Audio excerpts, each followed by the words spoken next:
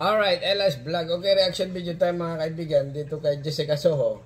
Isang ukay-ukay seller, naka-jackpot ng ukay. Okay, ito na. Gold na gold ang kanyang hardwares, then may pa-perfume siya. Kahit segunda mano ang mga ibinibentang bag ng online seller mula Zamboanga City na si Rio, garantisado, dekalidad daw ang mga ito. Bago niya kasi ito isalang sa live selling session, mabusisi muna niya itong kina-quality check. Bubuksan ko po muna isa-isa, lilinisan ko po, titignan ko po ang bawat bags kung may issue, cracks, titignan ko sa loob, may laman, may tissue, may mga tali ng buhok. Pero sa isa sa mga ito, hindi basura o abubot ang kanyang nakapa, kundi Wow! isang sing-sing. Wow, sing-sing. Isang ukay-ukay seller, naka-jackpot ng Russian sing-sing. Wow, Russian pala ito eh. Galing Russia. Kala ko po una-una ay parang fake lang. Pero mabibighani ka po. Nilinisan ng kapatid ko hanggang sa naging makintab. Ay, ano? Dito na raw lumitaw ang itinatago nitong ganda. Wow! Ang sing-sing, kulay rose gold, napapalamutian ng sandosenang bato. Nasya kami kasi yung diamonds niya nag-iilaw. Doon mo makita na parang kakaiba. Meron. Okay mga kaibigan, explain natin na kung makakita kayo ng diamond sa sing-sing para matest nyo, ilalagay nyo sa dilim yan, okay? Sa may itim na tela. Tapos patayin nyo, halimbawa sa gabi, madilim. Titingnan nyo, pag kumintab yan, yung kumikislap siya, real diamond yon.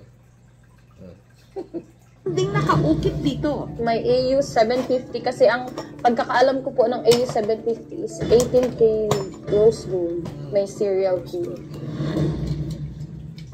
At nung sinearch nila online ang litrato ng sing-sing, kuminang ang kanilang mga mata sa resulta.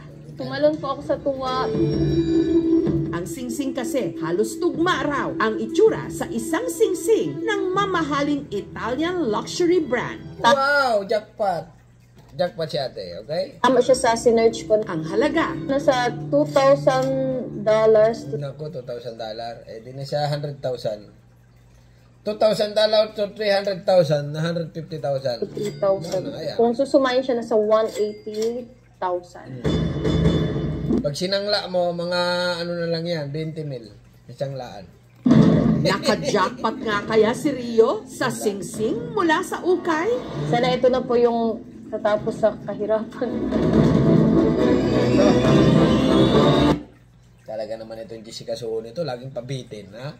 Pero nakakaaliw mga kaibigan, dahil nga itong Jessica laging inabangan ng masa, ang kanyang mga video. Ang bag kung saan nakuha ni Rio ang sing-sing, galing daw sa idineliver sa kanyang kahong-kahong ukay-ukay na inaangkat pa sa ibang bansa ng kanyang supplier mula Cagayan. Ang laman ng isang box na sa 40, minsan 30 plus. USB to, no? Mahal yan. Kaya lang, sa Quiapo, marami ka rin mabibili niyan, made in China. Na bags. Ang isang box po kasi nasa 7,200. Kapag pinalad, nakabibenta siya ng isang box ng segunda mano bag sa live selling. Matutubo ko po na sa Ganon. 1.5 sa isang box. And then may zipper siya sa loob. Ang kita niya sa pagbebenta ng ukay at Talagang ating mga kababayan, ay talagang At ang sweldo ng kanyang mister na kawani ng Philippine Navy, pinagkakasya nila sa pangangailangan ng 3 nilang mga anak. Mahirap po. Opo, although yung... Naku, ay umiyak na si ate. Napapansin ko lang dito kay kapuso mo, pag mga ini-interview mga babae umiiyak, huwag ka nang iyakan naman. Yung mister mo may trabaho, pero kulang pa rin. Nakakita na nga ng sing-sing, naiyak pa. Dito, long doon. Kasi naabot kami sa sasang kami ng ATM. Dagdag pa raw sa kanilang isipin ang bunso nilang si Sundro na may sakit sa baga. Suka siya ng suka ng dugo. Para na siyang lantang gulay. Akala ko mawawala siya sa amin, pero ginagawa ko lahat. Ano, magkabaon-baon na sa utang. Ang gamutan niya, minsan umaabot ng 2K monthly. Ayan, ito siya, 180 na lang to mga madam. Kahit mahirap, araw-araw ginagawa ko. Mag-online selling para lang sa araw-araw namin. Sa pagod na talaga, pero hindi pwede sa buko. Kasi Ay, talaga, huwag kang mapapagod. Okay? Yung mga nanay dyan, okay? Pag nagbibenta ng ganyan, bawal mapagod. Kasi nga pag napagod ka, para ka na rin nag-surrender sa iyong buhay. Ang hirap pa naman kumita ng pera ngayon.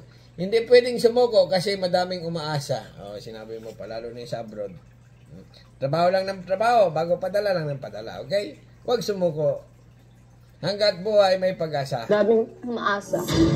Kaya may kumislap na pag-asa sa mga mata ni Rio nung nakita niya ang singsing. Sana ito na po yung pinagdadasal ko na maging ginhawa yung buhay niya. Pinost ko din siya sa Facebook. Madami din po nag-comment. Mahal daw po iyan. Naku, ay mahal nga yan. Naku, ang ending nito, alam ko na. Pianse. Nakita niya ito Panse. sa isang alahera. Original po siya. At ang mga batong nakapalamuti rito, kinumpirma niyang isang klase raw ng diamonds. Oh, wow. Isa siyang Russian diamond. Oh, Russian diamond. Grabe. Yeah.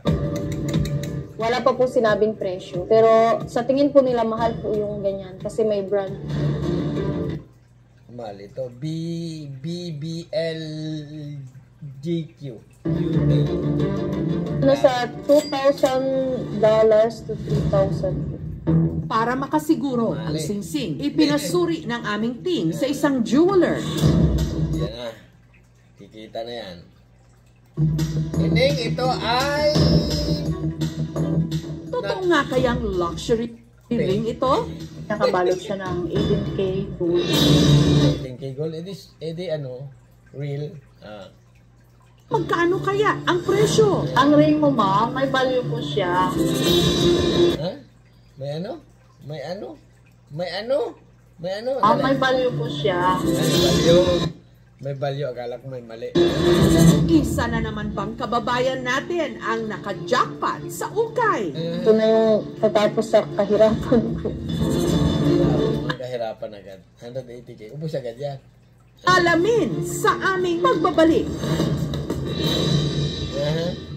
Pamain ako dito, ayan. Ang ukay-ukay seller mula Zamboanga City na si Rio, kuminang ang mga mata. Nung sa isa sa mga ibinibenta niyang segunda manong bag, meron siyang nakapang singsing. Ako paulit-ulit naman itong ano na ito. Hindi pa malaman kung hindi pa sabihin na patakam pa. Talaga naman ito si Jessica nito, patakam.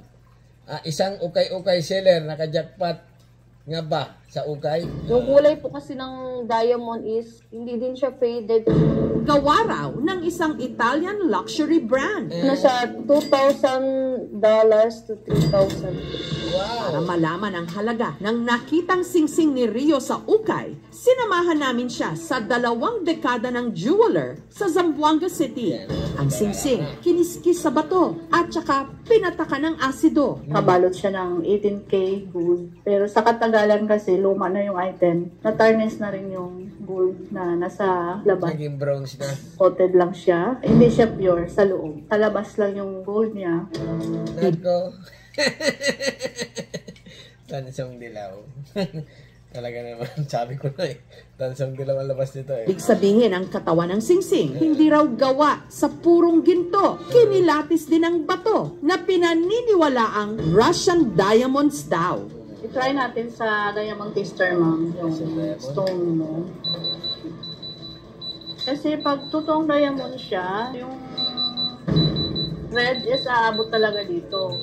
Pero pag hindi siya diamond, hanggang dito lang talaga siya.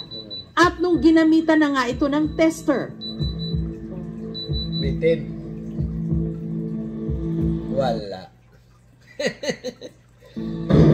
umabot lang ito hanggang sa dilaw na linya. Ito ang tawag nito na stone is yung Russian. Russian stone. Oo. So, ordinary stone lang siya na ginagamit. Kasi pag diamond siya, isasample ko sa iyo ha, yung real diamond, pares nito, aabot talaga yan ng red. Magre-red talaga yan siya. Yan ang real diamond. Wala. Peke. Okay, mga kaibigan, puputulin ko na. Isang ukay-ukay seller naka-jackpot sa ukay ng real diamond ay fake yung nakuha. Okay, hanggang dito na lang mga kaibigan ha. Inulit ko, reaction video lang ito. Dito siya nagte-trending ngayon dito sa abroad. na talagang gusto nyong mapanood ng full na full, ay pumunta lang kay Jessica. So, okay, hanggang dito na lang. Subscribe my channel. Don't forget comment. Bye-bye. Thank you.